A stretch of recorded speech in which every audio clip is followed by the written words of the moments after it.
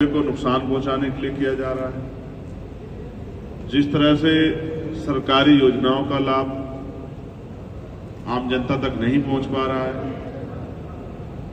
जिस तरह से न्याय जन्मसिद्ध अधिकार है लेकिन न्याय के लिए आंदोलन करने पड़ते हैं, गिरफ्तारी के लिए आंदोलन करने पड़ते हैं, सारी सरकारी संपत्ति को बेचा जा रहा है और भारतीय संविधान छुआछूत भेदभाव को कंडम करता है, इसका सख्त विरोध करता है। लेकिन आज भी भारत में छुआछूत भेदभाव है और कमजोर वर्गों के लोगों पे जो बुनियादी सुविधाएं और अधिकार उनको मिलने चाहिए थे आजादी के बाद, वो भी अभी तक नहीं मिल पाए।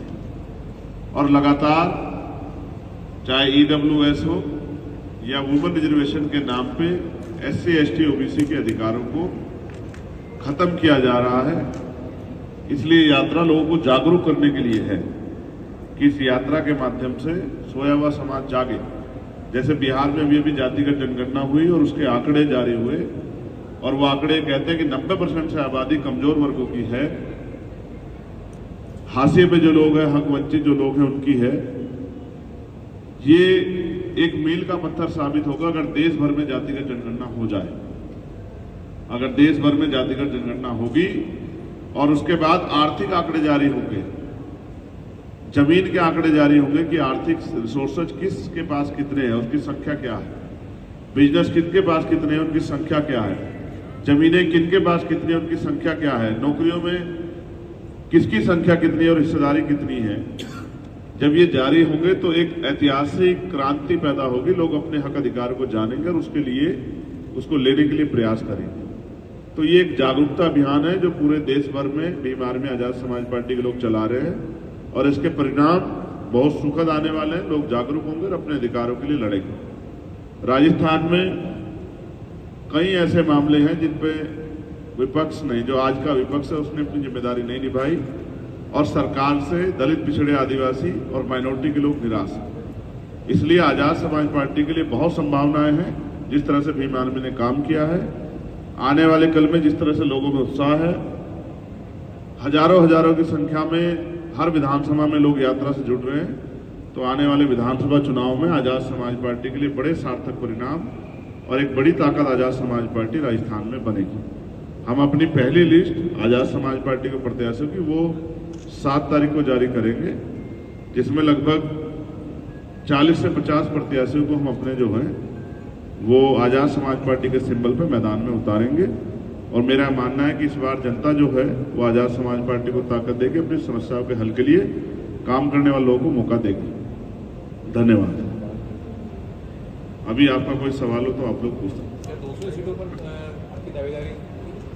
ये यात्रा के बाद पार्टी की जो सीनियर लीडरशिप की मीटिंग होगी उसमें फाइनल होगा।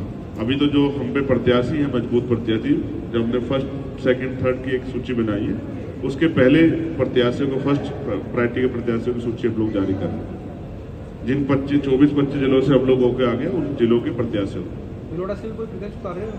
पार्टी का फैसला है। पार्टी की सीनियर लीडरशिप बताएगी, मुझे इतनी बहुत करीब से जानकारी नहीं। जब लिस्ट मेरे पास होती, अगर होती तो अभी बता दें। बन गई है ये मुझे जानकारी है, क्योंकि रात उस पर काफी चर्चा हुई और आज शाम में भी चर्चा होगी, क्योंकि कल हम लोग राजधानी पहुंच जाएंगे तो 7 तारीख में उसको हम लोग जारी करेंगे। कई ऐसे मामले हैं। आज मैं बधाई दूंगा कि राणा पूंजा भील जी की आज जो है जयंती है। इसके लिए पत्रकार साथियों को, राजस्थान और देश भर के पूरे लोगों को बहुत बहुत बधाई।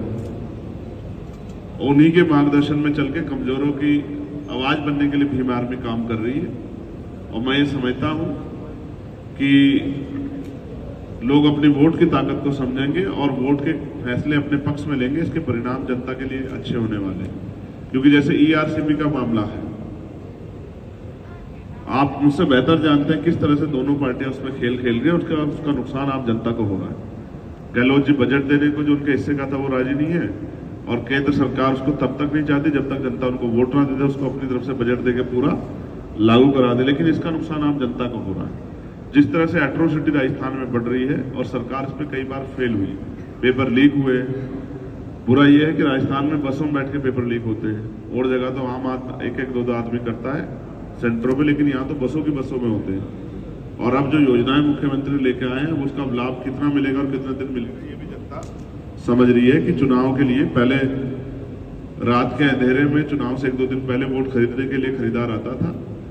अब दिन के उजाले में सरकार द्वारा ही वोट खरीदने के लिए पैसे का प्रयोग किया जा रहा है। जनता इस बात को समझ रही है और जनता अपने वोट से जो है इस बार अच्छे फैसले लेगी और उन सभी दलों को जवाब देगी जो सिर्फ उनसे चुनावी रिश्ता रखते हैं।